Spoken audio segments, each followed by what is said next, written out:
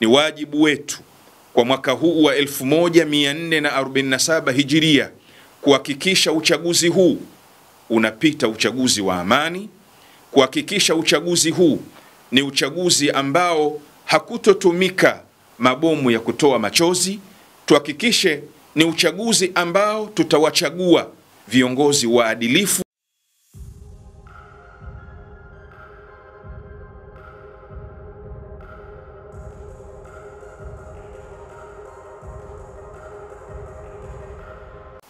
Watanzania wenzangu, assalamu alaikum wa rahmatullahi ta'ala wa barakatuh. يقول المولى سبحانه وتعالى في كتابه المجيد إنما المؤمنون إخوة. Maneno haya ya Mwenyezi Mungu Subhanahu wa Ta'ala naomba yaliyoko ndani ya Qur'ani tukufu yanayosema hakika hapana vingine, waumini wote ni ndugu.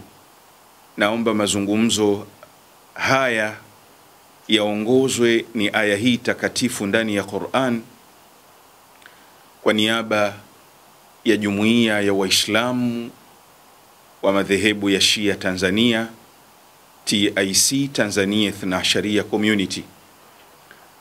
Kwa niaba ya jumuiya hiyo, kwa niaba ya Waislamu wa Shia chini ya jumuiya hiyo, naomba kutoa mkono wa kheri, mkono wa baraka, mkono wa taufiki za Mwenyezi Mungu Subhanahu wa Ta'ala kwa mwaka mpya huu wa Kiislamu wa mwaka 1447 Hijiria. Kama ilivyokuwa kawaida ya madhehebu nyingi duniani zina kalenda zao, na vile vile Waislamu nao wana kalenda yao ambayo leo hii ni tarehe mosi mwezi wa kwanza mwaka 1447. Mwaka huu wa 1447 ujumbe mkubwa wa kuubeba kwa ndugu zangu Waislamu na kwa ndugu zangu wa Tanzania ni ujumbe wa mambo matano yafuatayo. Jambo la kwanza, mwaka wa 1447 ni mwaka wa kuimarisha kwa nguvu kubwa umoja wetu kati ya Waislamu. Tanzania, alhamdulillah, Mungu ameipa taufiki ya kuwa na madhehebu tofauti za Kiislamu, tukiwepo sisi Mashia, wakiwepo ndugu zetu Ahlus Sunna na wengineo. Mwaka huu wa 1447 wa Kiislamu ni mwaka wa kuhakikisha umoja wetu kama Waislamu tunaupa nguvu, tunakamatana, tunafocus kwa pamoja mambo yote yanayohusu dini ya Uislamu. Lakini ujumbe mwingine mzuri kutoka katika jumuiya yetu ya Mashia Tanzania ni ujumbe wa umoja wa Watanzania. Watanzania sote kutoka uhuru wa nchi hii tumekuwa na sifa ya umoja wa kitaifa, tumekuwa na sifa ya kupendana, tumekuwa na sifa ya kushikamana, tumekuwa na sifa ya kuvumiliana. Mwaka wa Kiislamu 1447 uwe ni mwaka wa kushikana mkono, uwe ni mwaka wa kuhakikisha Waislamu, Wakristo na wasiokuwa na dini katika ardhi ya Tanzania umoja wao umeimarika kuliko miaka yote iliyopita. Lakini ujumbe mwingine wa tatu muhimu kutoka katika jumuiya yetu ya Mashia ni ujumbe wa uzalendo, ni ujumbe wa kuipenda nchi yetu, ni ujumbe wa kuililia nchi yetu, ni ujumbe wa kuiombea nchi yetu. Tutakapokuwa wazalendo, Waislamu, Mashia, Masuni, Wakristo na watu wote na madhehebu zilizoko nchini, tutakapokuwa na uzalendo, hatutokubali kuisaliti nchi yetu, hatutokubali mahusiano mazuri tuliyokuwa nayo ya vurugwe, hatutokuwa tayari nchi hii itoweke mshikamano na umoja tuliyokuwa nao. Ujumbe mwingine ambao ni ujumbe muhimu ni ujumbe wa amani hii tuliyokuwa nayo. Tanzania yetu imekuwa ikijulikana kama kisiwa cha amani kutoka kipindi cha muasisi wa taifa hili baba yetu Mwalimu Julius Kambarage Nyerere.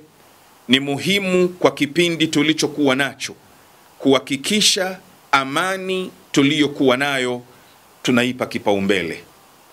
Jambo la kuhubiri amani katika mimbari zetu siku ya Ijumaa, jambo la kuhubiri amani katika madhebahu za ndugu zetu wasiokuwa Waislamu siku za Jumamosi na Jumapili ni ibada kubwa na ndiyo dini kubwa. Na sisi tunaamini kwamba vitabu vyote, Qur'ani tukufu, Taurati, vitabu hivi vyote vinawalingania wafuasi wake waishi kwa amani, waishi kwa upendo na mshikamano. Lakini ujumbe wa mwisho, sisi tuko katika kuelekea kwenye uchaguzi wa kitaifa na uchaguzi wa nchi nzima.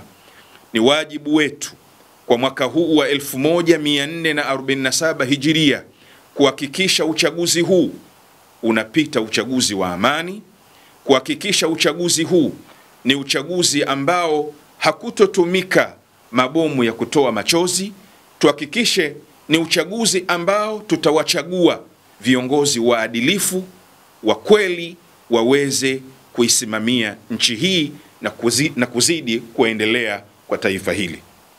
Mwisho, napenda nimuombe Mwenyezi Mungu Subhanahu wa Ta'ala amani tuliyokuwa nayo katika nchi hii Mwenyezi Mungu azidi kuiboresha.